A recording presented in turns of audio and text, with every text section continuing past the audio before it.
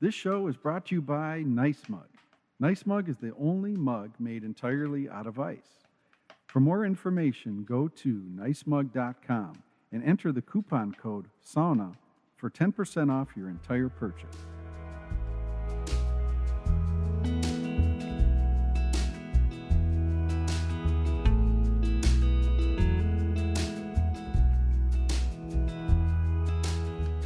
Welcome to the inaugural Sauna podcast, Sauna Talk. We are joined on the bench with Brian Peterson, acclaimed photographer. Brian has been honored 9 times as the Minnesota Press Photographer of the Year. Peterson has covered major stories, including Russia before and after the fall of the Soviet Union, the Exxon Valdez oil spill, the 1987 and 1991 Minnesota Twins World Series victories, Olympic Games in Nagano, Japan, Salt Lake City, and Vancouver, just to name a few. Recently, Peterson has focused his camera on environmental issues, including a 6-month study of pollution in the Minnesota River. The year-long feature called Voices for the Land explored the issues surrounding land use and urban sprawl in the state. On the bench, we discuss his latest book project, State of Wonders, a fabulous book illustrating the 4 corners of Minnesota during the 4 distinct seasons of the year. Hey. Hola. Hey, how you doing? Good. How are you, partner? How's it going, Good to see Glenn? you. Good Yeah, to see you, welcome. man. Welcome to Sauna Talk. Yeah. Hey, I'm Brad. Brian Peterson. Nice to meet you. Yeah. Nice to meet you. Brad lives a couple doors down. Nice. And in the It Was Meant to Be department has volunteered to set up. Awesome. And here, you can make yourself at home and throw your shit over here. Are we going We to got actually hooks. do this in the sauna? Yeah, we are. we? We actually have a mic in the sauna and Awesome. a microphone here. We were Cool. just doing some volume controls, and the sound is good in the hot room. And I figure, like, you're gonna want to get it like a cold whatever, right? Yeah, Yeah. yeah. Okay. Because I got the here. How's Cold beer as in Oh yeah. beer? Oh, that yeah, too. yeah. I got. And Oh, what are anytime you you talking- want a beer, Brad is doubling as the Gotcha. bartender tonight, Right. and he'll be able right by his right knee. You want a beer now, or you want to wait till after round 1? We'll wait till after round Yeah, 1. that's what I think. You I'll want do. to, so tell me the routine. We'll go in and start in there? Or? Well, I think we're starting now, right? I'm recording now. All right. Yeah. Why So this is Sauna Talk. All right. And the great thing, as you and I think are kindred spirits about, as it comes to sauna, is there are very few rules. Exactly. And in spirit of that, we're just talking. All right. So I'd like to get 3 rounds in tonight. All right. I'm good. Yeah. I got all night. So. And Brad's not on the clock, our sound engineer. So Good. like, that's good. And there's no video, so I can go naked, right? I can. That's I right. Can do, That's right. You can go authentic, right? I got to tell you, there was a. Well, maybe I'll wait till we get into No, the no, talk. talk now. It's all one good. of my first sauna stories for the newspaper Yeah. was for a project I was doing called Witness, Mm-hmm. and it was basically an excuse to travel around the state and just do kind of cool feature stories. Yeah. And I was looking for a traditional sauna up in not Finland, but in anywhere on the range, Tower. And I was just combing for somebody, an old timer that was still doing the sauna. Uh-huh. I got this email from this woman. Oh, you got to talk to Arvo Huta. He's got the traditional old sauna. He does it still every Saturday night. He's out there taking his sauna. So he didn't have email or anything. So I had to call him on the phone. He didn't even have a voice message. So I had to call his daughter, who would relay the message. Anyway, he was all good about the story. Yeah, come on up. And so when I got there, he had the thing all fired up, and we had to go in the house and chat a little bit first. And pulled out all the old pictures of the old homestead with the sauna was the first thing they built, of course, and talked about his grandpa and his dad and how they built the thing, and his sisters and brothers were born in the sauna, and so spent the better part of the day with the guy just talking about the sauna, looking at the the construction on it, the old Finnish construction, and so it's time for the picture. And Arvo, he goes in the changing room, strips right down. He says, "No, do you want me to be naked?" And I said, "Well, Arvo," I said, "well, whatever you do is what I want. I'm with the newspaper. We got to do everything real. So, well, okay, I take my saunas naked." So he climbs, gets in the sauna, gets up on the top bench, and he's got his legs spread about as wide as they could be. I'm thinking at least he could be a little modest here, and I'm thinking, how am I going to shoot a picture of this guy? I probably shot 200 pictures, and there's one frame where the bucket or the ladle is covering it, as he's throwing water up on the rocks, it's covering the crotch area. Perfect. So that was the one. That was the one. Yeah, it took 200 to find one. Exactly. Yeah, I know. It's the nudity in the sauna thing is a funny phenomenon. Well, in the winter in particular, nothing worse than going outside with wet shorts. Oh, totally. That's what I hate. So. Yeah. And the Finns make a lot of fun of us Americans. There's a couple hooks right there. Okay. You can All throw right, your cool, stuff. cool. And rightfully so. I mean, it's all about empathy. I mean, you think about. Hopefully, the Finns have empathy toward the American culture of nudity and respect that when they're here, they're not walking around naked. Exactly. And just like us, I mean, when we go over and we sauna in Finland or Germany, I know the Germans will nude up all the time, and hopefully we lose our our tradition of always being covered up. Oh yeah. Well, and then if you're taking them with women, of course, you got to be careful. But Yeah, no doubt. But I actually wrote down some questions for you. All right. And I've taken Sauna Talk, I won't say seriously because that's not what I want Sauna Talk to be, but I take it, I'm really into it. I think it's going to be fun. I just, I took a couple pictures of Brad, the What a sound better engineer. place to do it than on the bench, That's it. That's right. And we can do the long form. So much in our society is send me a text, shoot me an email. Oh, I'm busy, Way too much of that right now. Yeah. So we can just talk, freely and let some of this. And hey, you know what? If nobody listens, at least you and I had a good time talking. Exactly. Like you said, it's just an excuse to get on the bench. Right on. And so what we'll do is, what we're doing now is we're just prepping for a hot room round because I can tell Brad Is she ready? What's the temp in there? I'd say we're about 150 and climbing. Okay. And I can tell Brad that Brian is not a novice to sauna. He's a very well experienced sauna taker because anybody that takes a lot of saunas, they get right into it. They come over. And there's a little chitter chatter like we're doing right now, but he's like ready to go. Exactly. And that's I've had a long day, man. I need to sweat. Okay. All right. Well, I'm gonna step in. All right. Yeah. In the wood. I mean, what's your opinion, Brian? We'll just start right in. Yeah. This isn't on my question for you, but. Can you tell a difference between a sauna heated with a wood stove versus one heated, electric? Oh, for sure. As a matter of fact, I kind of started with electric, cheap hotels and electric grill there, and everybody's throwing water on them. And it's like sitting in front of an electric coil. It's just harsh. And you can't get them. I don't think you can get it as hot without really feeling harsh. And the rock and the wood is just so smooth and so much easier to tolerate at higher temperatures, I think. I couldn't agree more. And of course the aroma, gosh, that's half of it. Just the smells and sounds. Right. I've had this discussion, I don't know, with other folks, and, I think that if you were blindfolded and were brought into a sauna hot room and, sat down, I would say that, I'm pretty confident. Yeah, you mentioned about the soft heat. Yeah. And I think that's what we're experiencing right now. You can hear the clicking. Yeah. And that clicking sound is the Kuma stove, the wood burning stove, rising, expanding, the metal expanding, because I just tossed one more log on. Yeah. And it's not hot in here. I would say it's only 140 right now. Yeah.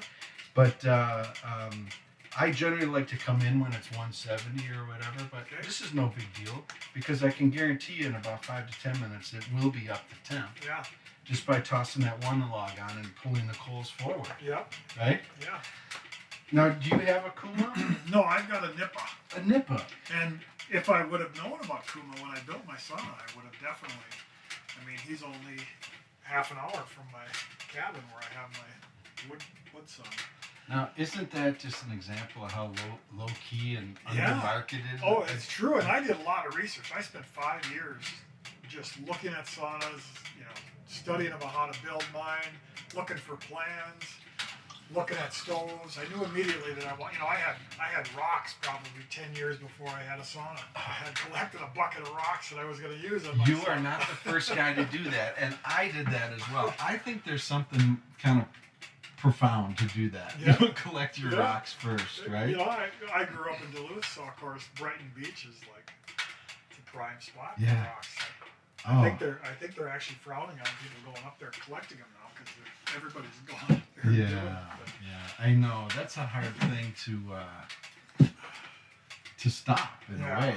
I mean, but those are the best sauna rocks, They aren't are. they? Yeah.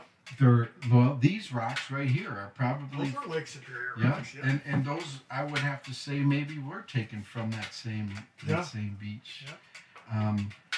I think collecting sauna rocks is one of these wonderful little Yeah. experiences you can do. Yeah. I have kind of as my daughters will tell you, kind of a fetish with perfectly round rocks. Uh-huh. I have a perfectly round rock collection. Many of them are in my stove. I've added them to the stove. Yeah. But, whenever we're on any of the Lake Superior beaches or shores, we're always When you see scouring one for those perfectly round rocks. Have you changed out your sauna rocks? No, I haven't. Yeah. I think that's something that they say you can. Someone told me, I think up on Lake Vermilion, where our cabin is, where sauna is part of the DNA up there. Right. I've heard through an old salty sauna veteran up there who says you should trade out your sauna rocks every 10 years or so. Like you can wear out your sauna rocks. Really? So go figure. I've always heard that if you don't use the right rocks, they can crack and explode on you in the sauna. So you got to be careful what you use. Oh yeah. I've never heard. I kind of like mine seasoned, so I don't know. Oh. Mine are about. Uh-huh. I'm trying to think now. Mine are going on 15 years old, so. Yeah. As are mine. Longer than that from when I picked them. 15 years in the sauna. Yeah. Well, for anybody listening, if there is anyone listening to this is our inaugural Sauna Talk session, and what I plan to do is have like 3, maybe 4 of these episodes ready to launch, and launch them all at once. And I'm just so honored that you're here tonight to be part of Sauna Talk. And I think for the folks listening, it would be great if you wouldn't mind. I'll read for folks a little bit about yourself. And I took this off your website, and I just think it's just so fabulous about how you've been honored by both the baseball and you've been involved with both the baseball and football Hall of Fame, and I need some glasses. Well, that's the nice thing about sauna too. You gotta have that low light. Yeah, no fluorescent lighting in a sauna. When I build saunas, I always make sure to put a dimmer. Yeah, a dimmer in the hot idea. room. Yeah. And I love it soft, and I always have the light super low because it's so interesting. You go into a hot room and you feel like it's like completely dark. Yeah. And then, as you know, within like a minute, you can see everything. Yeah. Your eyes adjust. So back to yourself. This is just so fascinating to me about you've been honored by both the Baseball and Football Hall of Fame and the National Press Photographers Association for sports photography. And then recently, your focus is more on environmental issues, including the 6-month study of the pollution of the Minnesota River and your yearlong feature, Voices for the Land. Exploring issues surrounding land use and urban sprawl in our wonderful state of Minnesota. And, the project was published as a weekly newspaper feature. And this book, Voices of the Land, which I'd love for you to talk a little bit about. Yeah, that was my first book. Yeah. And then we'd really love to also, and I'm giving kind of a quick sketch and throwing a lot at you, but is State of Wonders your second book? Yeah. And that's your current project. Yeah, it's kind of weird. One of the I'm at the point with the project where I'm in the promotion phase. I've spent all of 2014 taking pictures and shooting it for the newspaper, and then last year took it on as a book project and became a self-publisher, which is a whole nother ball of wax. It's a whole nother job. It's a full-time job. Yeah. And not really digging the promotion part, but Well, my wife is also a photographer, and so I live this firsthand. And it could be argued that there's, you could call it right brain, left brain, or, I just think artists in general don't enjoy promotion. yeah, way too much time at the computer. Whether it's responding to emails, taking orders, running PR, or customer service, it's a whole new ball of wax for me. But do you find it rewarding to DIY everything as you've done? Not only did you take all these fabulous photographs, but you've published it, and now you're in touch with your customer, you're meeting your customer, you're signing the books. I've seen you do this. Yeah. Tell us about No, that's that. the great part about it. For the newspaper, our stories, I've worked at the newspaper at the Star Tribune for almost 30 years, and we used to get, an occasional letter once in a while when you did something that the readers appreciated, but it wasn't very often. And now with electronic communication, people can shoot you an email real quick, and it's a much more give and take with the readers, and you can get both positive and negative feedback almost immediately. Yeah.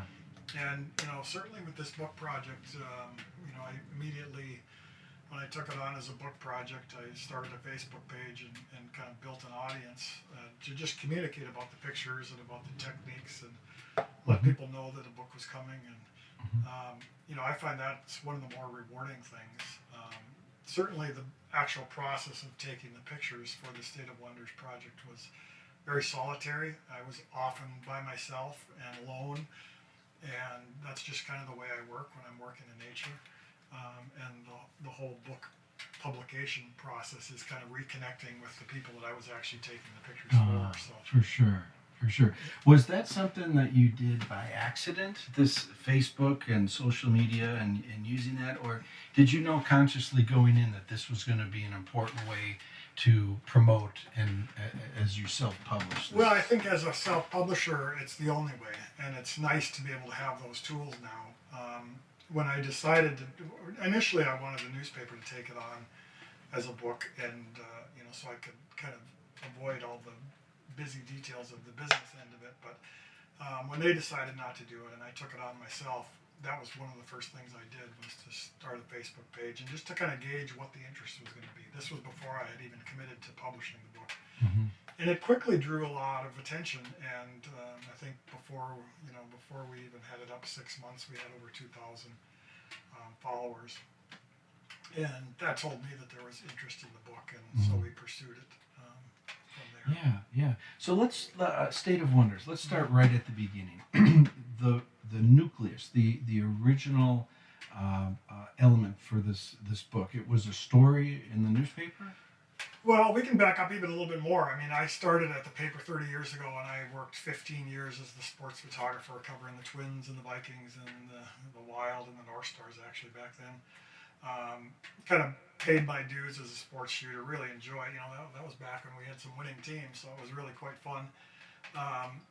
And I spent kind of my middle years there doing documentary work, long-term projects.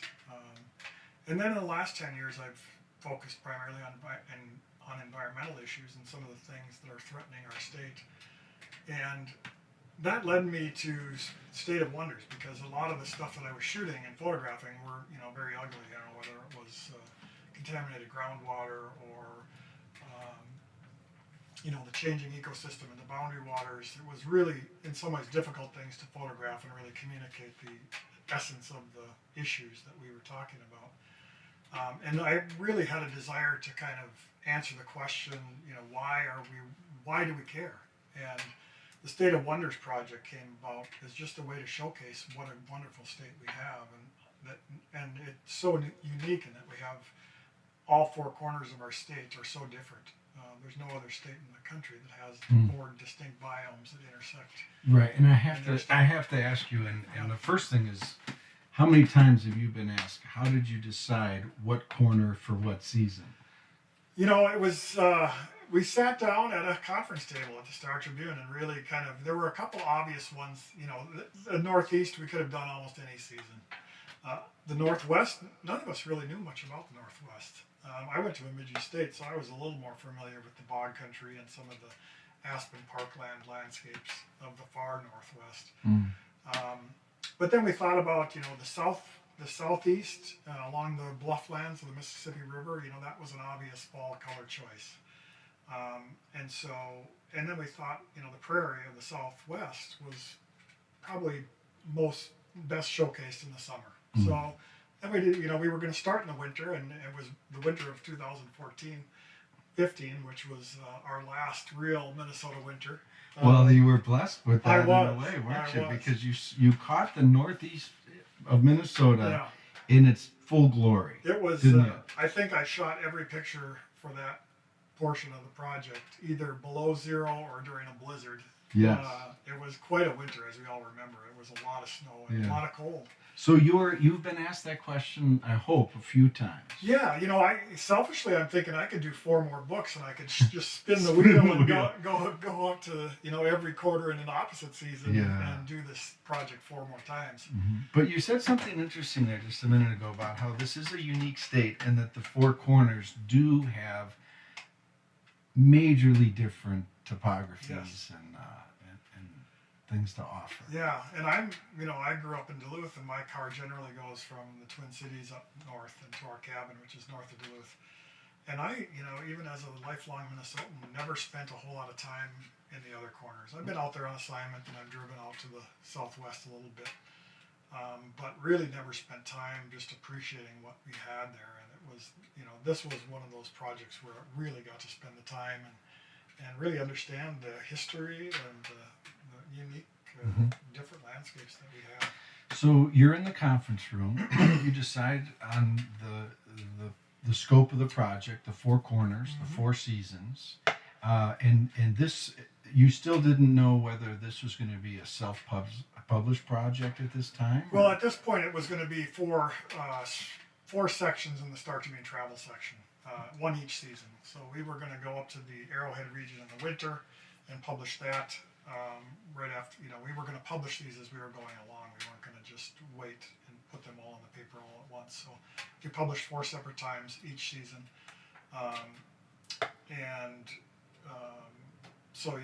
We started in the winter and plugged away. And I think each story ran in the newspaper as they had a double truck of photos, very well displayed in the newspaper in the travel section each time that it ran. Yeah. So let's talk about the first quarter, and we kind of referenced that you chose winter, and it just probably was because that was the season that you were faced with when it was time to go, right? Yeah, we were starting this, we started the planning in late 2014, so I don't think I shot my first pictures up north in the Northeast until December, late December, and then shot up in the Arrowhead region through the end of February, and that story ran in March. Right. So that was basically, whatever we were going to do in the winter, we started with that, and it was fortunate that we had a real winter. Well, I gotta say, it was so fantastic to hear from you, and you're saying you told me about I want a sauna. I want a sauna in Lake Superior. I wanted iconic. Do you have one in mind? Yep, I knew you were the guy, so I had to go to you for you know most of the saunas in Minnesota, and it's what I was looking for. One of the things I wanted to do in the winter is just to show people enjoying the winter. Not just show these frozen landscapes that we're all famous for, the frozen tundra, but to really show people. I think in that one chapter in the book, the winter chapter in the Arrowhead, has more pictures of people enjoying the landscape than any of the others. And that was deliberate in showing people, particularly from outside of Minnesota, that we don't just all hole up in our cabins in the winter and sit by the fire. We get out and enjoy it. So. Yeah, and I gotta say, for those that don't have the book yet, State of Wonders, the Northeast winter section, full of fantastic photos. Like you say, Brian, really capturing what winter in Minnesota is, the outdoors. And there are 3 photos that speak to sauna. 3 of them. I'm just so overjoyed with Yeah, that. you know what? One of them was planned. 1 and 2 were somewhat by accident. The one of you And Tom. and Tom Yeah. up at Tom's cabin on Lake Superior was one that we kind of planned ahead of time, and we kind of looked at the weather and kind of coordinated our schedules, figured out a time when we could all get up there, and you know, it turned out to be just a perfect evening, calm, and we had a beautiful sunset, and I don't remember the temperature, but it was chilly. For sure. And that photo is actually, for those that that know the book, you'll see the photo. It's me actually dumping water over my head, and the owner of the sauna, Tom Orlando. This sauna is 5 miles south of Two Harbors, right on the shore of Lake Superior. He's standing. He's on the edge of the abyss. Yeah. It's the edge of Lake Superior in the winter, which is quite an immense experience if you ever get a chance. It's amazing. And what is amazing is it's so friggin' cold all winter long, and that lake rarely freezes. Mm-hmm. But that photo is so special because I think, what is it, like once every, well, you know, you grew up in Yeah, how it's often not very do you- often, and even when it freezes, it often can blow out, you know, in a day. You know, Yeah. you get a good wind out of the northwest, and it could blow that ice across to Wisconsin. So, you know, on any given day, I mean, it's almost like magic. I've been up there times where you'd swear it's been frozen in, and it's 5 feet thick, and then the next Yeah. day it's gone, and it's like there's no evidence of it anywhere. It's like it just blew across, you know. Yeah, so. it blows out and dissipates. Yeah. Mhm. So for those into photography, explain that photo in brief fashion. I mean, from a subject standpoint, because Yeah. you know, you were like, hey, go in the sauna, and then when you come out of the sauna, I'll be standing over here. Mhm. I mean, I think it was a very natural shoot. Yeah, and I think that's my goal. I mean, as a journalist, that's kind of how I do all my shooting. Is, you know, my intent is not to set up an unreal situation, but to record reality. And you know, the planning is more involved in either the weather, making sure that the weather is going to cooperate, and then you know, the gift was that beautiful sunset we had, you know, and just lit up that sky with this purples and pinks. And you know, that's certainly something you can't plan. But you know, for a lot of the pictures in the book, you know, my main goal was to capture, you know, whatever landscape it was, to kind of capture it as a landscape. So even though it was a picture of you and Tom at Tom's sauna, it was as much about a picture of Lake Superior too. But somebody Absolutely. actually on the shores in the middle of winter, you know, in Absolutely. their shorts, you know, steaming. Yeah, So- yeah. It's and of course the photo means a lot to me because I'm in it, and you know, not like it's an ego play, but you know, I can really feel it, and I hope those the others that see that photo, as many of the photos are in the book, is you can stare at the photo and things, you discover things like a discovery for me, even though I was in there and all that, is the steam coming out of the changing room, just billowing out, Yeah. and. Yeah, let's talk about the other 2 photos from the winter Sure. that have sauna. Now, the one of the woman jumping into the lake. I mean, you caught that, and it's like perfect moment. Yep.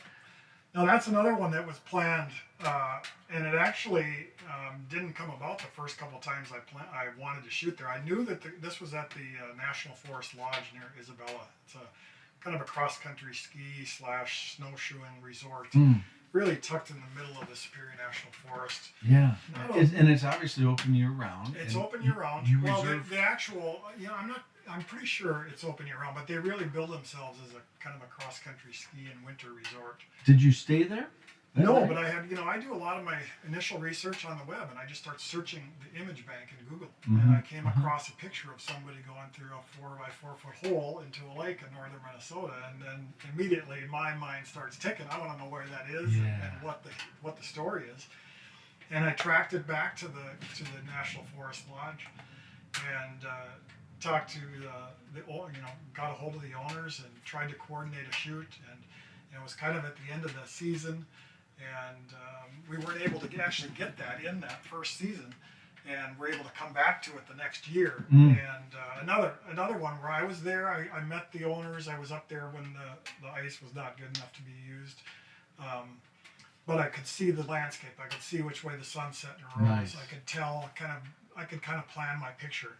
And then it was just a matter of waiting for the weather to cooperate and for the ice to freeze and to have a good group of people up there. This was a group called the Minnesota Rovers that kind of go all over the state and plan adventure activities. And they had about 30 snowshoers and cross-country skiers there that weekend. And so what you don't see behind me in that picture is there's probably 15 other people in the sauna, each taking their turn running out to the lake and taking that dive into the frozen lake. And this woman who was from Korea, number one, she was very hesitant early on to even think about doing this. And she said, back in her home country, nobody will believe this. If I do this, you have to take a picture of me so I can send it back to my mother in Korea.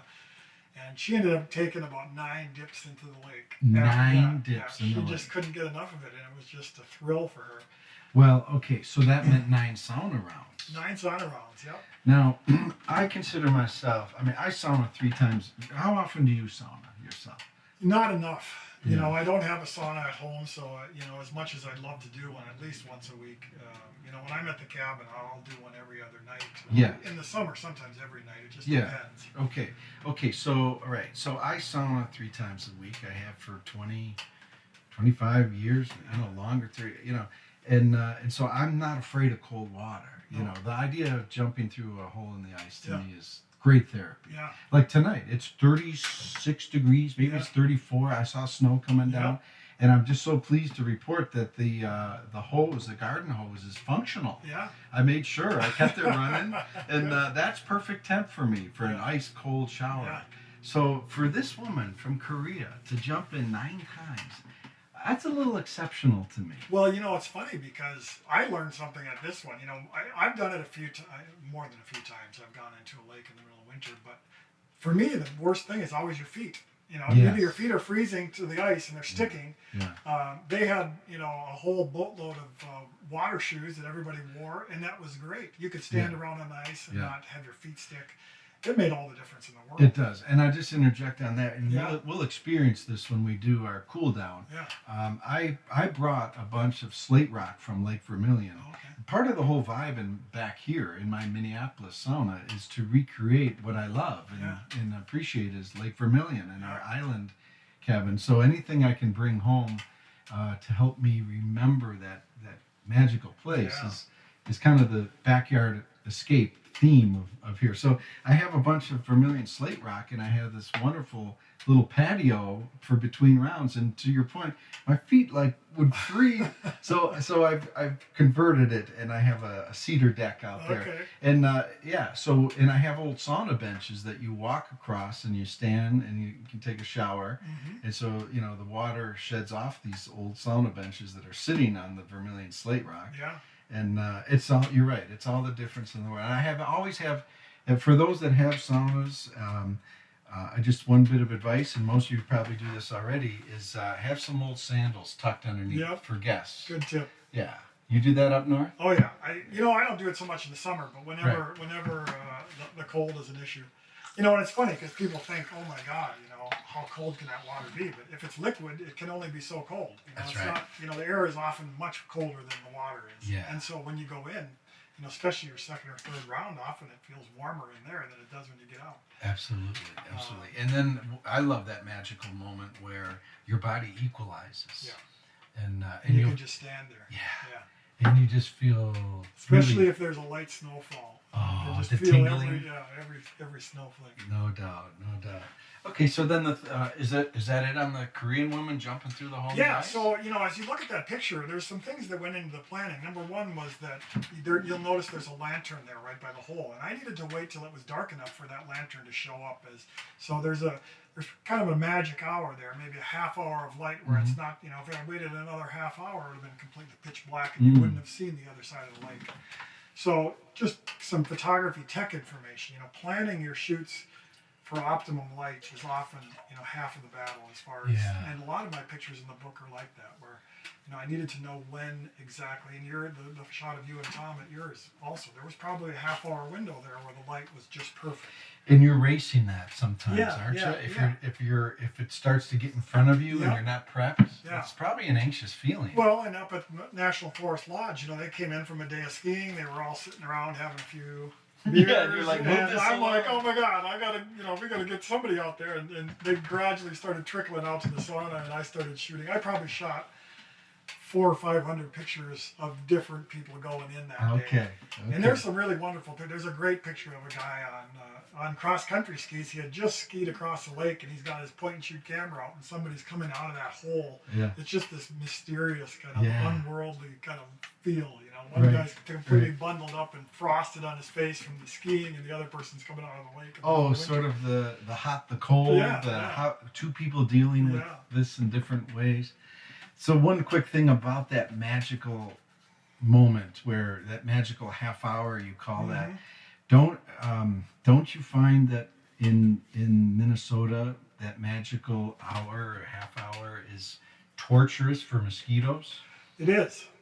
Not in winter, of course. No, it is. And the cover photo in particular, the picture of the headwaters of the Mississippi at night with the Milky Way above it, was shot at about 3:30 in the morning when the Milky Way was rising just right in the sky. And I had one small LED light that lit up the trees. You'll notice that the trees are lit up. Julie asked me about that. Yeah, it's just one Tell small. us more about that LED light lighting up the trees. What do you set that in a off? Often what I'll use, in this particular case, they use an LED light, which is just a small, maybe a little bit bigger than a pack of cards, that I set up and use for doing video interviews. Okay. And it has a resistor on it, so you can turn it up or down. You can make it daylight or tungsten, warm it up as much as you want. So it's kind of handy in that regard. I had it down as low as it would go. It was dark enough where it didn't even help me focus at all. I had to use a flashlight to actually assist in my focus. But it did manage to attract every mosquito in the 7-county metro area. Yeah, that's It was 3:30 in the crazy. morning. Yeah. I kind of joke as you look at the billions of stars in that picture that these aren't really stars; they're mosquitoes. Oh, yeah. Do you have a technique just to drill in on that? Yeah. Do you have photography, especially nature photography? I'm sure is a huge test of patience. It is. And patience is one thing, but patience when you're trying to swat off a million mosquitoes must take you in a different place. It does. How do you overcome something like that? What do you do to not drive yourself crazy? Well, I do use a lot of bug spray. I make a habit of dousing my hats, whatever hat I'm wearing, with bug spray. Mm-hmm. I do use the thermocells, which seem to be really well just to keep bugs away from either your, whatever it is you're photographing. If you're doing macro work on a small flower or something, and just using a little thermocell. Explain for people listening what a thermocell. Yeah, a thermocell is just a small butane-fired little burner that you can either get small enough to clip on your belt, or they make some now that have lanterns that you can actually have a light in them. Mm-hmm. But they burn a little wick that just sends up an aroma that the mosquitoes and other biting flies don't like. So it clears an area. It's not going to clear out a whole backyard for a barbecue, but for one or two people, it can clear a 6-foot area. Nice. To just keep It's the bugs effective? away. It's very effective. And where do you get a thermocell? You can get them anywhere. Target, Gander Mountain, any of the outdoor stores. Gotcha. Yeah. Okay. You'll notice, almost everybody has them now because they're actually working and they're not just a gimmick, and most people are finding them that they're really helpful. And as a photographer who's very patient and outdoors, you would vouch for this. Oh, for sure. So maybe this is a potential sponsor for There you the go. Sauna Talk Yeah, podcast. yeah. Yeah. You ready for some? I'll be honest with you too. I don't nearly get attacked by bugs as my wife does, and I think Same. it might be a male-female thing. They Could have be. hotter blood or something. But I think it's because I have a lot of hair on my skin. well, I don't have a ton of hair, but I can sit right next to my wife and she'll be getting swarmed, and I'll be just, I don't get it. Are you ready for So some? she gets the thermocell. Oh, that's good. So she's having good results with the thermocell. Yeah. You ready for some water? Yeah, on go those? ahead. Yeah, the thermocell works really well for just sitting on the deck at that magic hour having a glass of wine too. It just takes the pestering. A lot of people get chased in at that time, and they only last about a half hour and they're gone anyway. We call that the witching hour. Yeah. And our young one, because our boys are now 16 and 20 years old, but we've spent most of our summers. Those boys have spent most of their summers on Lake Vermilion, and our youngest when he was quite young, he would call it the watching hour. He thought you're watching out for them. The watching hour of mosquitoes. The third photo was sauna. Third photo was actually my sauna, and that photo wasn't even planned for the book, but we had one of those, I think it was a 21-inch powder snowfall Magical. in March of that year. It kind of put a stamp on the end of that winter season. But we were up at the cabin, and you know, whenever we get a good snowfall like that, we can't resist, you know, taking a few dives into the fresh snow. Yeah. You know, too often it's just hard and crusty, and you can't really enjoy it. But Yeah. we got a good sauna going that night, and I had to run back after a couple of quick saunas and get the camera ready and shoot some pictures. I agree, and I'll just interject that, you know, and here I am. I'm going to try to convince you. I'm going to circle this little conversation around the idea of you having your own backyard Bloomington sauna. Yeah. Because one of the great things for me in winter in Minneapolis is checking that forecast, 3 to 6 inches, whatever.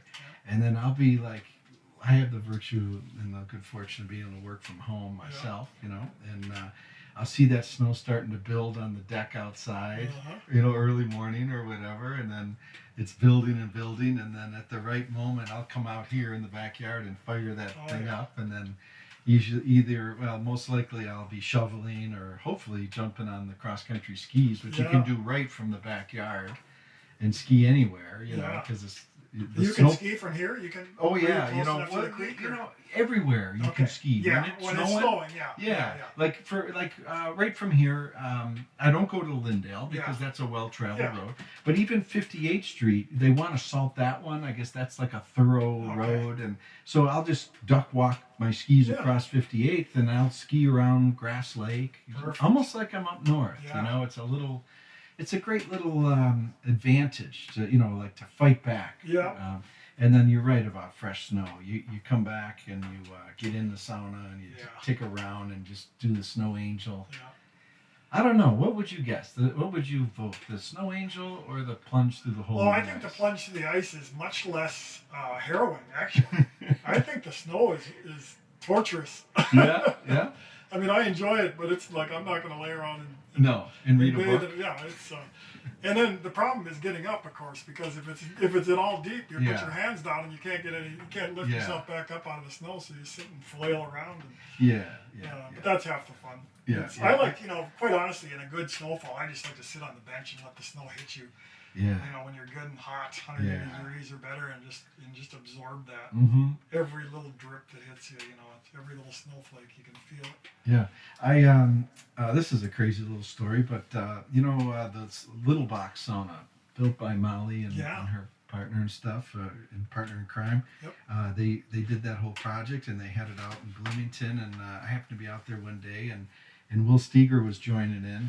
She's a friend of Molly's, and you know, there's a guy who's been up in the North Pole and is no stranger to snow and all that. And it was, you know, in a sense, now that I tell you the story, I wish I had a little camera because it was a priceless moment. Yeah. It was late in the winter and there wasn't a lot of snow around there. It was old snow. Yeah. There was like a snow plow worth of snow in this parking lot. Yeah. And Will goes over to it between sauna rounds and rubs it all over his skin like some sort of Brillo pad. Well, it's like lava soap. You know, it's got enough grit in it where you can really take a layer of skin off. You know? I figured he must know something. Yeah. So at the end of my next round, I went over and did the same. And a little nature's Brillo pad. I call that. But that's great. That's okay. So I think that's a wonderful little summary. And I just you know, paging through State of Wonders and, you know, loving sauna like we do. As I turn the page, you know, the winter section means so much to me, and seeing those 3 photos with sauna in them, it just. Well, you know, I think for the novice or for the person that's never tried it in the winter, it's an intimidating thing, especially when you look at it. You know, it's like, how crazy are those people to do that? But, you know, once you do it, you know, if you ever get the guts to do it once, I think you'll be addicted. You know, I find that with people in general with saunas. It's, you know, why do I want to go in and sweat? You know, I sweat all day, whatever. And it's not really about the sweating. It's about everything else. I mean, that's probably the least thing I like about it is the sweating. It's that. There you go. That's what I like right there.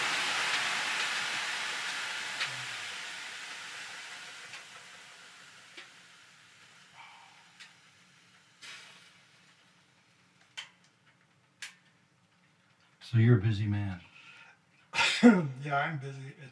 It's too bad because I've, all my life at the paper, I've really prided myself on, keeping my free time free and, not doing a lot of freelance work, but the book has really kind of taken over as a second job. I'm hoping it'll slow down here after the first of the year. Well, it's a beautiful gift. And how are sales? How are you Sales doing? are doing really well. Yeah. Yeah, and because it's an independent project, we really want to get it out into the independent bookstores first. So you're not going to find it in Barnes & Noble. There is somebody reselling it on Amazon for double the price. And if you're tempted to go there, just go to stateofwonders.com and you can get it there for much cheaper. So, Nice. but I like the idea of keeping this independent, at least maybe for the first year. Yeah. And letting the independent bookstores have a shot at it. So. Well, I just think it's a great gift because the work you've done to capture Minnesota in its natural form, the nature, is a priceless thing, and it appeals to people in so many different ways, in so many different areas. It's a tremendous coffee table book for those that live in Minnesota, those that have relatives that move from Minnesota or to Minnesota. And no one will ever take that away from you. The hard work you've done and all of this stuff, it's like, like life changes, right? And the level of your work and commitment to this thing is going to change. It's not going to ever go to autopilot, but I think it's great you're applying all the hard work on it right now. Well, and I'm really, I'm thankful that I was able to do the majority of the work for the Star Tribune. I mean, this is kind of a love letter to the state of Minnesota for me. I mean, I've lived here all my life except for 1 year in Colorado, and this is the place I want to live.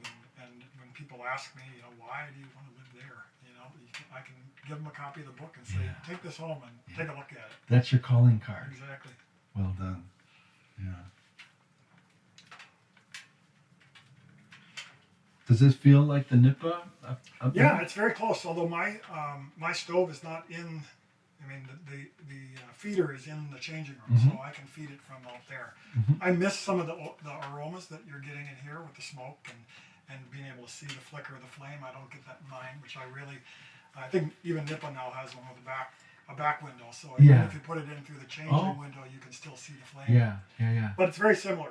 I would guess right now we're about 180, 185 maybe. I think a little less, maybe 170. But you know what? This thermometer doesn't even work. To be honest with you, I look. It doesn't say that. Well, you're like Arvo. Arvo had no thermometer to be found. I said, so Arvo, how hot is it in here? Because I went in there, I could barely breathe. I'm used to it. Yeah.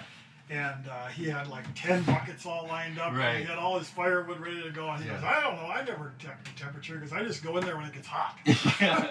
That is so old school, isn't it? And I guess you could analyze that in a few different ways. But here, in this modern society, we need a gauge for everything. Well, yeah, we need to know so we can brag. Yeah. And he's like, that didn't matter to him. He's just in there taking the sauna. Well, and I hear you. I hear you on that. And I rarely look at the thermometer. It's just all about feel. Yeah, it is. And it's interesting with this. I mean, I have this exact stove at the cabin sauna, and your stove, and I'm sure that Nippa, you know it really well. Yep. You know how much wood you need. You know when where to put the damper when, and that's part of the feel. And I think the great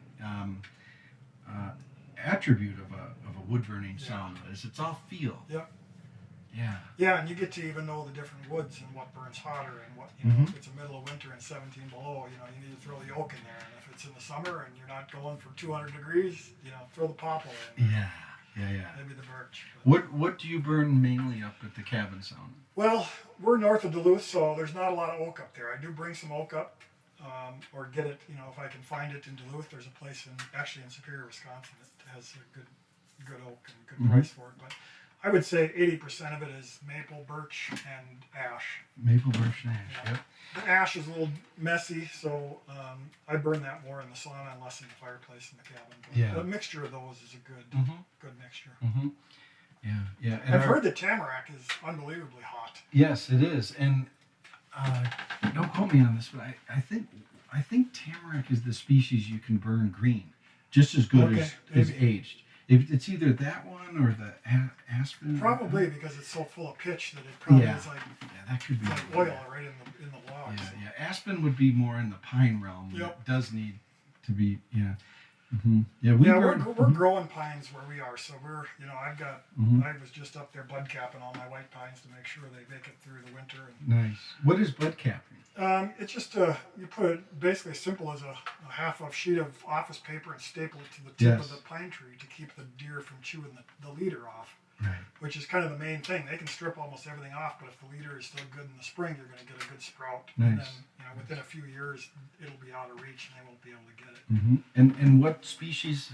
White pine is primarily the candy but I in a bad winter, I've seen them eat just anything. Yep, But white pine, they'll come and clip that down right now. That's why we don't have many white pines up in north of Duluth anymore, is because the deer, when the population was way up, they really kept the little ones down.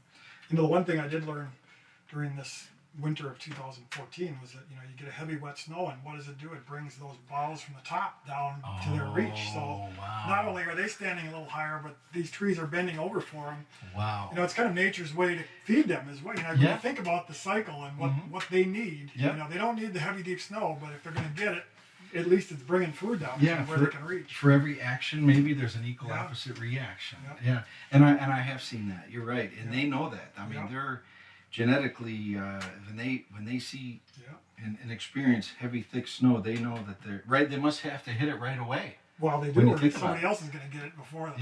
Another deer. Or the wind will blow and that tree will shoot straight up again. Yep. Yeah, so that would affect trees, I'm guessing, maybe, 10 to 15? Probably, because I usually keep bud capping them until I can't reach them anymore. Yeah. And I had a couple that were taken down even at that height. So, probably 10 feet is safe, but it's hard to bud cap them in the fall when they're, unless you're going to get a ladder out in each one.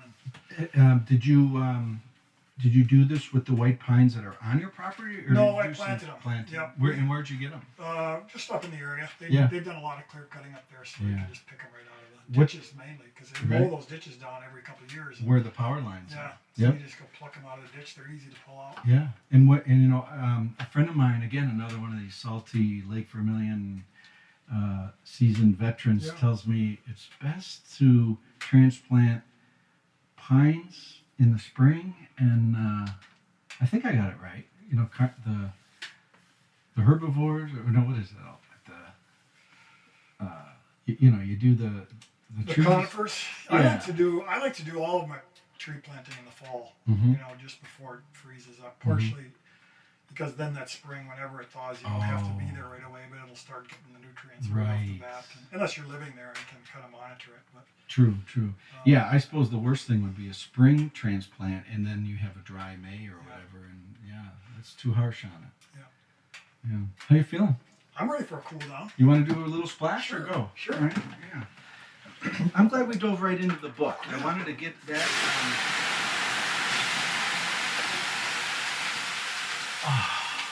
Boy. Nice. I don't think you get that with electric. No, you don't. And they always had that stale urine smell. The little kids at the hotel couldn't resist.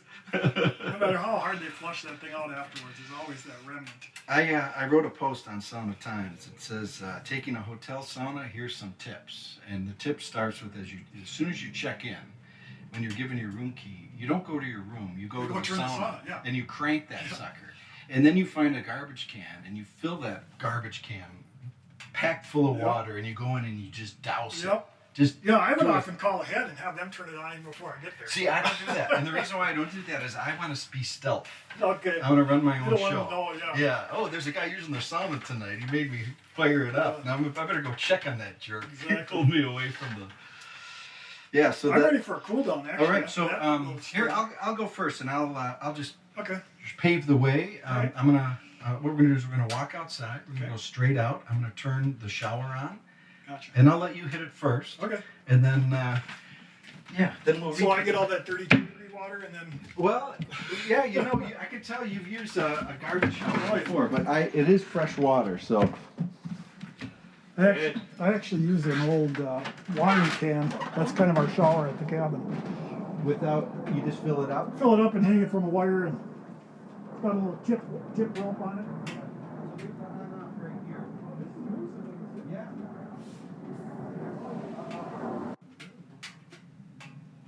So Brian, how does sauna contribute to your creative process? I need it. I need the sauna, but I also need that up north. I need to get up there. I mean, if I go a month without getting up north, I just go. Yeah. And often 9 times out of 10 it involves a sauna, and oftentimes I'm up there by myself. Yeah. And it's just, I find the solitude and the quiet as enjoyable as a sauna room packed with buddies having a couple beers. I know. I wrote about that too. I say, and I talk about a solo sauna. That's why you see this clipboard. Yeah. Do you ever have a notepad in the changing room? No. Yeah. I also talk about untangling the wires in your head. Yeah, that's more. I mean, I don't use it to.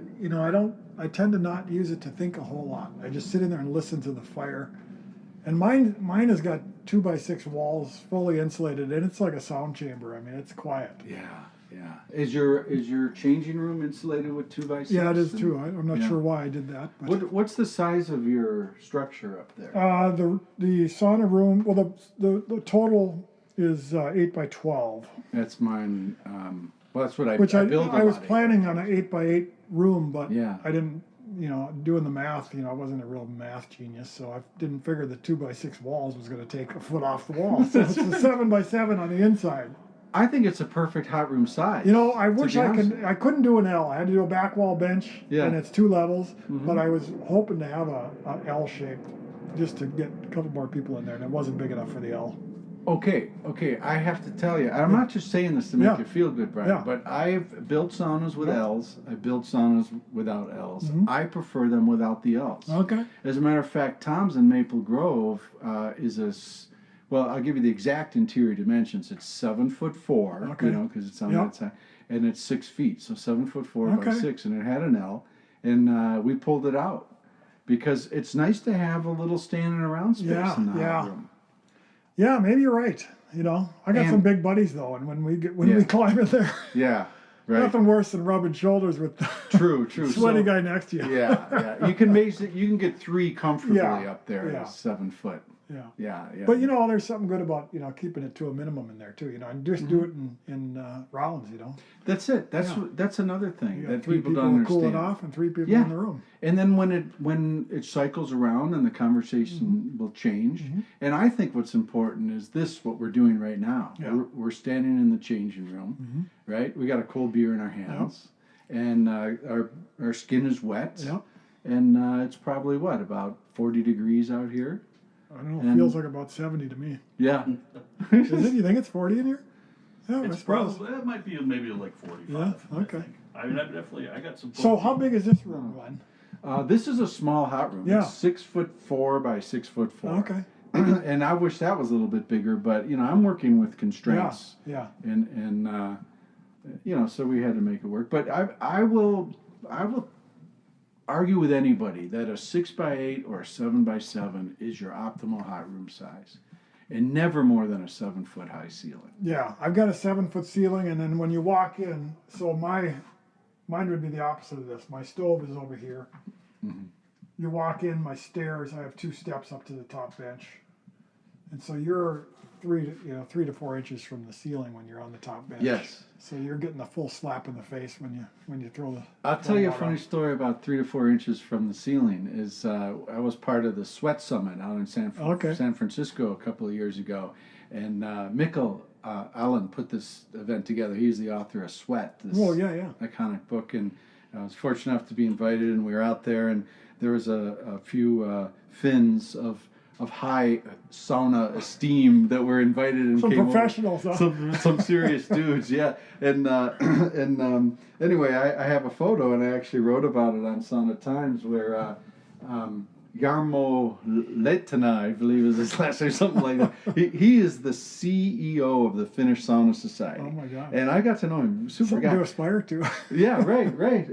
That'll be my next con. But anyway, I took a photo of him because we were just having lunch, just shooting the breeze, and he says that your upper bench should be such that so that if you put 2 fists above your head, you will touch the ceiling. Okay.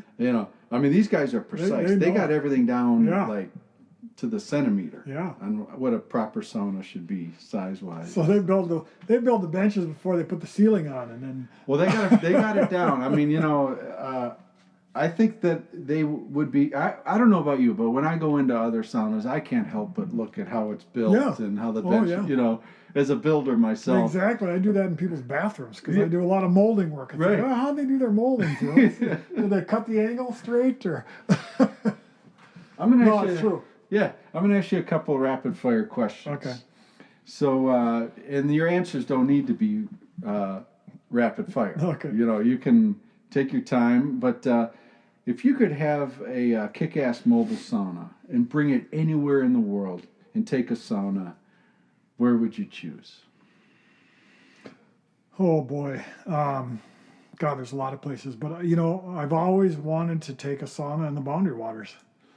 You're up there in the middle of summer, the flies are driving you nuts, and take a portable, pontoon sauna out in the middle of a lake in the Boundary Waters, and just sit out there with a cold one and do a sauna. That's probably what I would do. It'd be sacrilege to bring a boat up there, but I'd have to figure out a way. Maybe you could do a raft of some sort. Or maybe you could get a waiver There you go. for your dream, and pay and donate. That's the one thing that is missing from a good Boundary Waters experience is the sauna. But you do it when you come out. If you hit the Ely City sauna. But, Right on. So if you could arrange a sauna session with one other person, anyone in the world, dead or alive, who would you choose? oh God, Bob Dylan. And I'm not sure why. Well, you'd That'd have be to. kind of sacrilege. Partially because I'd want to have a picture of myself with Bob Dylan in a sauna. Well, I'd be shocked if Bob Dylan hasn't taken saunas Well, he had to have. I mean, he's from the range, so he had to have taken a sauna at some point. and grown up with saunas. Yeah. Who knows? Maybe when we get the Sauna Talk podcast established, we could arrange. for One of this. one of the proudest moments of my sauna up at the lake was having the Stanley Cup rest some time on the bench up at the cabin in the You summer. had the Stanley Cup Yeah. in the sauna. I have a picture of it sitting on the bench. That is. We have to hear that And story. we had it. My brother-in-law was the assistant GM of the Blackhawks. They've won it 3 times, and I haven't gotten up. He's from Duluth, so he gets to have the cup for a day each time they win it. And the last 2 times, I haven't been able to get up there and enjoy it. So this time we half joked that if you win it this year, we got to get this cup up to the cabin. We'll take it out on a pontoon ride. So sure enough, they win the cup. And I kind of held them to it, and they brought it up. And I'm kicking myself for not thinking of having the sauna heated up and ready to go, because we only had it up there for 3 hours, and then he had to bring it back to Duluth. But I would have died to have it on the bench with water in it and taken a dip in a ladle out of it. We had it sitting on the bench and got a good picture of it, but the sauna wasn't hot. So, but There's an iconic photograph of, and I'm not sure which Finn won the cup, but this is an iconic photograph of the Stanley Cup in a sauna in Finland. And they're pouring water out of the Stanley Cup onto the rocks of the sauna. See, that would have you been seen classic. this one? I've seen quite a Yeah. I wonder if it was Sako Koivu. I wonder. Could have Because he been. played for Anaheim, didn't he? I think so. Yeah, Either it the could have Anaheim been. Or the Kings. Yeah. Maybe it was Sako Koivu. I'm gonna have to look that one up. Well, we'll have to check. It's pretty crazy because I always assumed that it was just kind of the toy that they hauled around, but it's the real cup. It's the one that we had was the one that's been hoisted above their heads after every Stanley Cup since 1964. Yeah. And then they take, they add the rings and they take rings off it as the. Interesting. But this one is the one that's been traveling around since '64. It's a magical thing. Yeah. I've had the pleasure of being next to the cup Yeah. in downtown Minneapolis at Yeah. the Loon. Yeah. And you remember that? Oh, you know? it's crazy. It's Yeah. the most famous trophy in all of sports. So Brian, what phase of the sauna process do you most enjoy and why? Oh man, I like everything. I like chopping wood. I like stoking up the firebox. I think I like, the reason I do it is just because I feel so good when it's done. Yeah. When you're done with a couple of good rounds, you just are relaxed Yeah. and clean, and there's nothing like it. So tell us about your typical sauna routine. Oh, I'm kind of partial about how I build the fire, so I usually do it even when I'm at the cabin, I don't usually let anybody else build the fire. So I usually, we kind of get a consensus from the family and whoever's there, friends, when we want to do it. We kind of talk about it early in the morning, like when are we going to do the sauna today? And then I kind of plan my day around that and make sure that I'm not barbecuing when I should be sauning or whatever. But like I said earlier, we do it oftentimes after dinner and maybe that 45 minutes to an hour after sunset. And when there's still just a little bit of sun or a little bit of ambient light in the sky, stars are starting to come out. Mosquitoes aren't too bad yet. And we, take that late evening sauna, or even the midnight sauna is good with a full moon or So northern lights. the late evening sauna. So you go in, hot room. Go in, do the hot room. I'll do always 3 rounds. My daughters will do 1 or 2, depending on who's with me. About 10, 15 minutes in the hot room. Yeah, and we've got, my sauna is about maybe 100 yards from the lake. So we have a runway that I've built through the reeds that bring you out to the lake. So it's a little bit of a run. So it's always a mad dash, and there's pine trees all over. So inevitably you're dodging pine cones, and it's like landmines on the way to the lake. Do you jump in 3 times? We'll go in 3 times, and we usually linger. We've got a raft that we'll either swim out to and just then lay on the raft and just absorb, cool down. It's a fairly shallow lake, so we got to swim out to it. So it's not. I wish I had a situation where I could jump right into deep water because, you got to trudge out there to get out over your head. So. Do you like summer saunas, winter saunas, fall saunas? God, I like them I don't like windy saunas. I don't like coming out of the room and having a stiff breeze in your face because you just cool down too fast, especially if you got a wet swimming suit on. But anytime when it's calm, it can be middle of winter. The quieter and the calmer, the better. Yeah. And not, not when it's. We generally don't sauna when it's 100 degrees and humid outside. Then you're already sweating and it's not that fun. You don't cool down. So.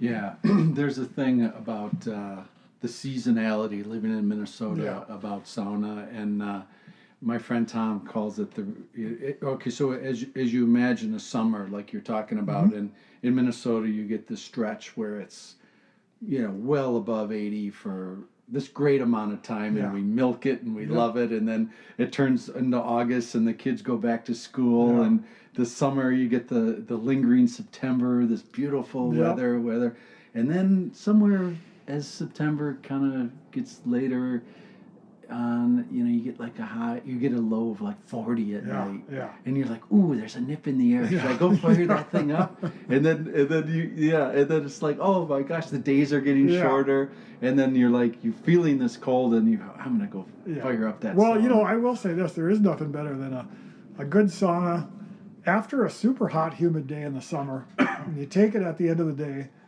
and you get a cool, and mostly anywhere north of Duluth, you're going to get cool down at night. I mean, it's not going to be 80 degrees at night, and you can sit in the screen house and cool down. Wash all that sweat off. And mosquito bites. Yeah, and push that venom out of your mosquito bites. Yeah, and you feel clean, relaxed. You sit on the porch. Summer saunas are wonderful.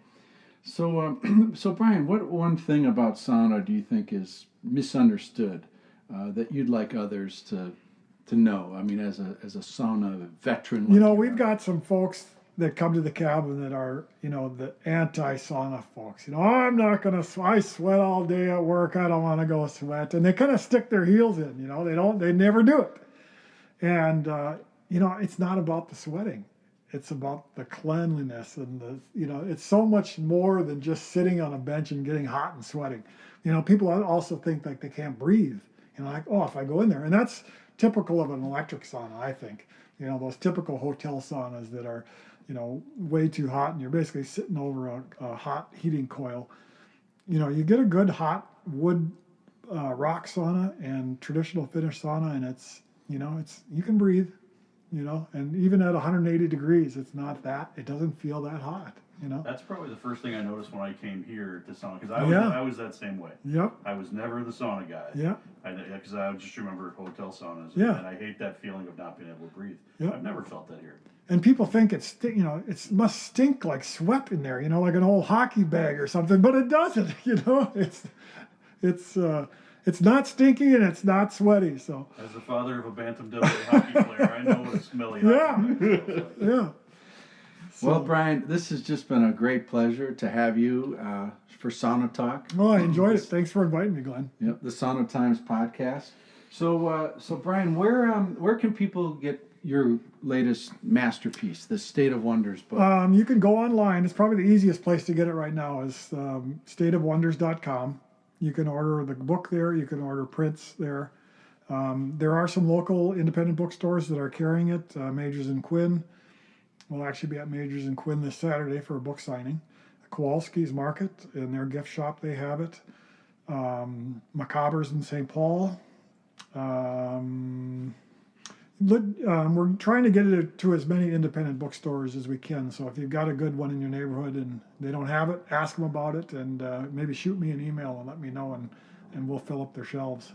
So, State of Wonders. stateofwonders.com. The new photo coffee table book by Brian Peterson, photographer. It's a great brag book for all those people that either left Minnesota and regret it, or people that wonder why you live here. It's a great gift to kind of show off the state and the natural wonders that we have here. Wonderful, wonderful. What's next for you? What's when things settle down a little bit with the book? Anything? I'm hoping they settle down this spring because I'm heading to the Olympics next summer for the Rio Olympic Games for the Star Tribune. Will this be your third Olympics? This will be my sixth, actually. Oh, your sixth I've done 2 summer and 3 winter prior, so this will be my 6th. Wow. Should we ask Brian about this? About the Olympics? Oh yeah. That's the one thing I make sure is the hotel I stay in or the rooms that we have. You got to stay by the fins so that you got a sauna handy. Oh, that's because they make sure tremendous. that they have one. It won't be the best in Rio. I don't think Rio's going to have a great sauna. So tell me about that. Have you? Brian, you've been to 6 Olympics, and how many Winter Olympics? 3. So when you go to these Olympics, did you, in these different the winter one specifically, did you find the fins to find a sauna, or quite honestly, I'm working so much and so hard that there's not a lot of time so I can barely eat or sleep. Believe it, right? really, it's full on. ridiculous. It's like 20-hour days. Yeah. Just the logistics of getting around, transportation and security is a nightmare. Yeah. It's really hard to even describe unless you've been there to kind of, you know what it's like going through the airport, and this would be like going through the airport for every venue and then getting on buses and getting on transportation systems that are all secure and it's kind of crazy. It's not fun. It's really fun, but it's more work than anything I do at the paper. Wow. Yeah, it's Yeah. when I'm done after, what is it? It's 17 days. I sleep for 2 weeks. I have a friend who has a production company. He keeps trying to get me to come to do the Olympics. Yeah. Because I'm the sound guy as well. Yeah. And it's one of those things that I want to do once, Yep. but I don't think I would do it on a regular basis just because it's just nonstop. Oh, it is. just And nonstop. for me as a photographer, you want to cover, well, we cover all the Minnesotans that are there, but we also want to cover the big events. So, it's like, okay, I've got 6 hours. Should I go back and sleep, or should I cover ping pong or floor? Something I've never covered before. So it's, of course, you take the shuttle or the bus Can you get into all? Yeah, you can get into any of the minor. The big ticket events are tough. Even if you have a pass, you have to get tickets. Oh, I see. And then you have to get assigned seating. And Yeah. so as a photographer, it's like I said, you need to schmooze. You need to. Oh, that's part of You the need art. to grease huh? some palms, and Yeah, it's wow. really political, and Interesting. depending on who's in, who's Wow. in what events, certain countries get priority. So, Care to tell the listeners a story along those lines? Any story come to mind? well, of, actually, the last, greasing palms. Or, well, yeah, it's the first person you need to get to know is the guy who handles the tickets for the U.S. Olympic team, and he's a good friend of mine. Make Nice. sure he gets prints after every Olympic Games. do you He want remembers others you. to hear that? Yeah, well, that's fine. They can do it too. Right. These guys work hard too, so they deserve it. Yeah. But one of the stories I like to tell, just to relate to what the logistics are like, and you think of the Olympics as kind of a compact thing that happens, but they're really spread out all over the place. So for the Olympic Games in Vancouver, for example, it would be the equivalent of staying in a hotel in Lakeville, walking 3 blocks to a light rail line in the middle of winter with all your winter gear and all your camera gear and all your computer gear, because once you leave your hotel, you have to be self-sufficient. You have to be able to work all day.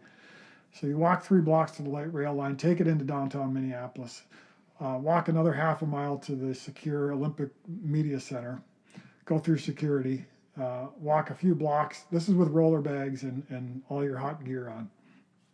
Take a secure bus. Let's say you're going to cover the downhill event to Lutsen Mountain. You know, driving from Minneapolis on a bus all the way to Lutsen. You get to Lutsen, and then with your roller bag, you need to get on a chairlift without skis, ride to take the chairlift up to the top of the hill. You need to be in position on the hill 3 hours before a downhill event starts. And you either need to ski into position or you need to use crampons and climb into position. And when you get there, it's starting to snow, and you can tell it's going to be snowing all day, but you got to still go up because you don't know for sure. So I usually crampon up to position 3 hours ahead of time. You hunker down. You got your computer with you because you're probably transmitting from a snowbank on the hill.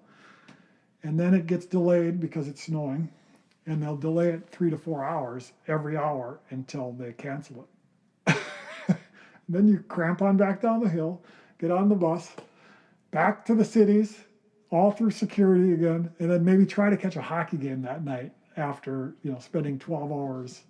So that's just an example of one particular day. And you didn't even shoot a picture.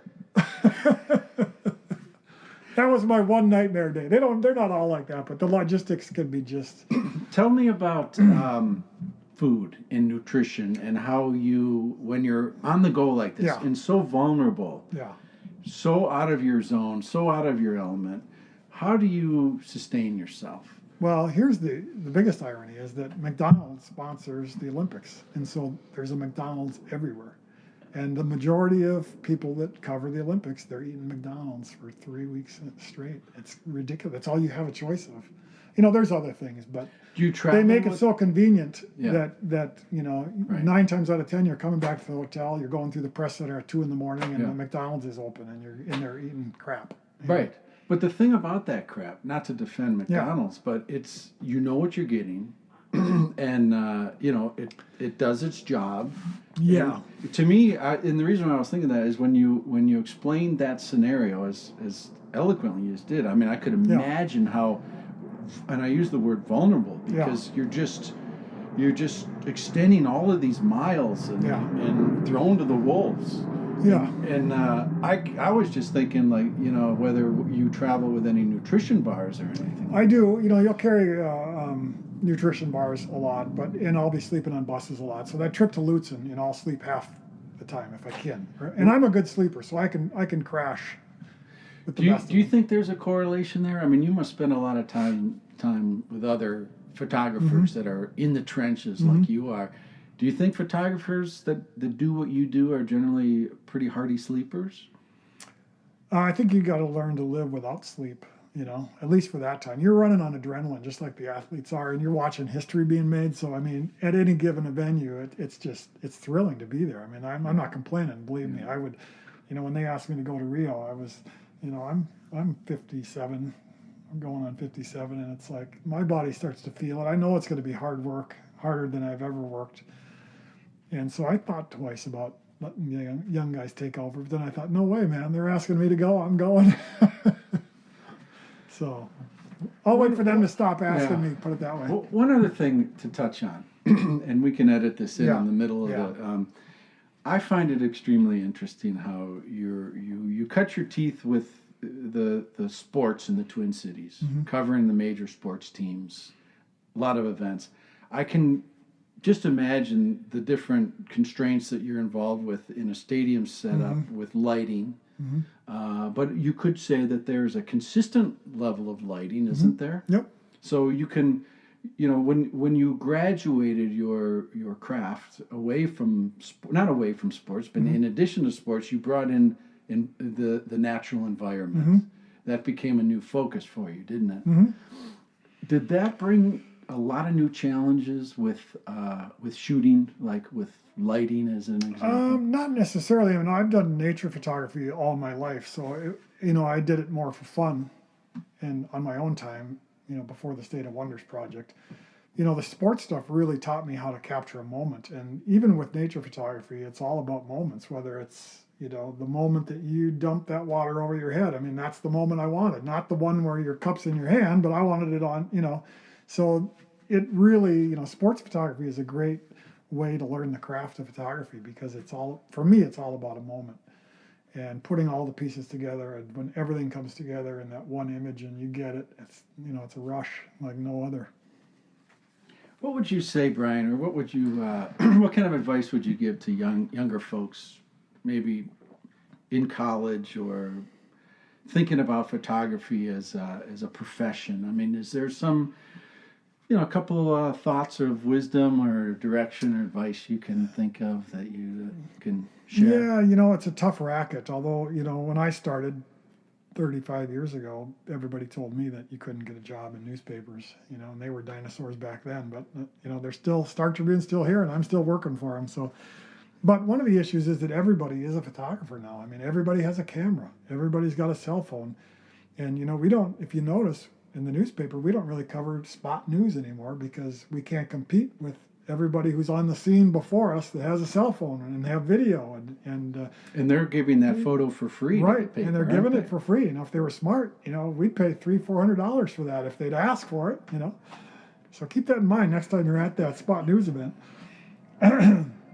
But even the networks, 9 times out of 10, if it's a major international news event, it's somebody's cell phone video or still photos that are capturing those pictures. So could you say the lesson is not to become a photographer? Well, I think the lesson is to make yourself, whatever type of photography you want to do, just make yourself the best and figure out a way to differentiate yourself from the average, because 99% of it is average. Just because they have a camera doesn't mean they can take a picture. So if you've got an interest and a passion for it, go for it. I think, communicating visually is probably in demand more than it's ever been before. So somebody's paying for it. You just got to find that job. Excellent. Yeah. This show is brought to you by Sun Country Airlines. Sun Country is staffed by cheerful humans, and wherever Sun Country flies, they are competitive and keep the airfare honest. So whether I'm checking out Temescal in Tulum or the Archimedes Banya in San Francisco, Sun Country Airlines is the first and last place I go for decent air travel.